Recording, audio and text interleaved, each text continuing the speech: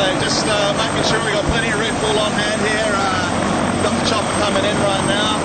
But Bill, if you want to just kind of walk us around the MIG here for a second, and just kind of just tell us a little bit about the technology on the jet, kind of the different working parts, and show us what you got here. Feel free to take the microphone from me.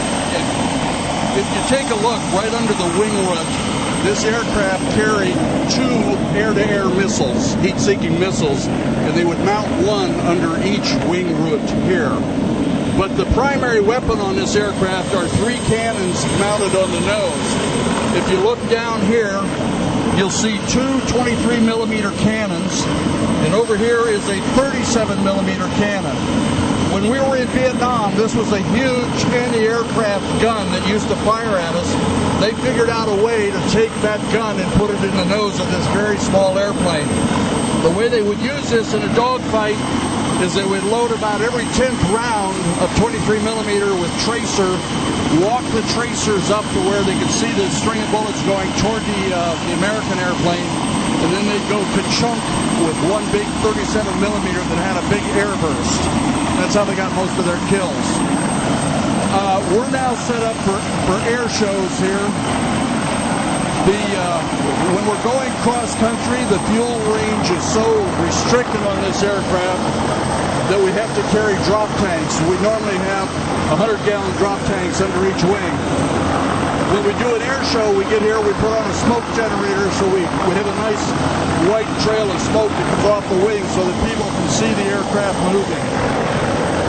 This is an odd part of it. We have a pitot boom on the end of the wing there.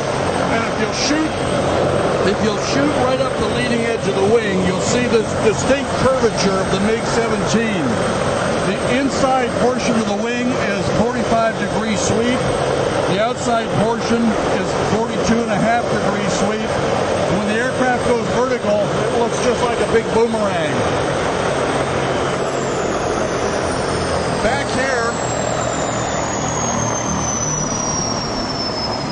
Back here is the exhaust of the aircraft.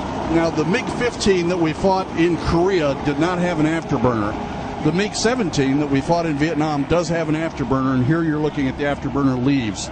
The aircraft has about 5,900 pounds of thrust when you're flying it in full power, and then when you light the afterburner and dump extra fuel in behind the engine, you create a controlled explosion that takes the thrust up to about 7,600 pounds. I only weigh about 10,000 pounds when I take off for an air show, so it's got great thrust-to-weight ratio.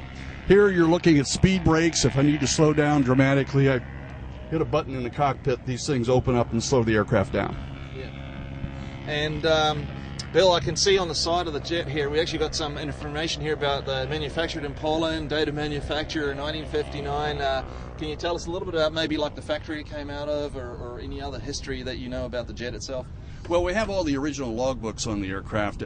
Don't have any information on the factory, but we do know that this was a Cold War warrior, and this particular aircraft patrolled back and forth on the other side of the Iron Curtain for a great number of years before it went into storage.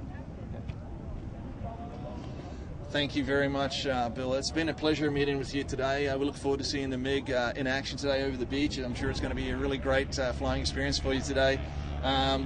So unfortunately, it looks like, F-22 versus MiG, F-22 wins. Okay. F-22 against anything. Yeah. All right. Well, it was my little sort of attempt at a little sort of bit of aviation humor. Perhaps it didn't work out so well for us, but that's all right. What he was trying to do, people, was get me shot down. That's what he was trying to do. Well, I just wanted to see, I was wanting to figure out if there's anything at all that's something like this, because I do love the way this thing flies. I love to see what it does. If there's anything at all that you can do to show Zeke a couple of tricks, but looks like, F-22, it just kills everything. So, I want to thank you guys again very much.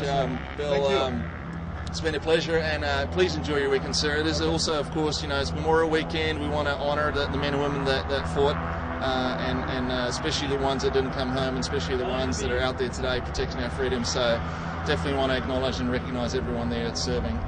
So again, this is Time Live Media Now, brought to you by Sprint Federal. Thanks again. We'll see you real soon.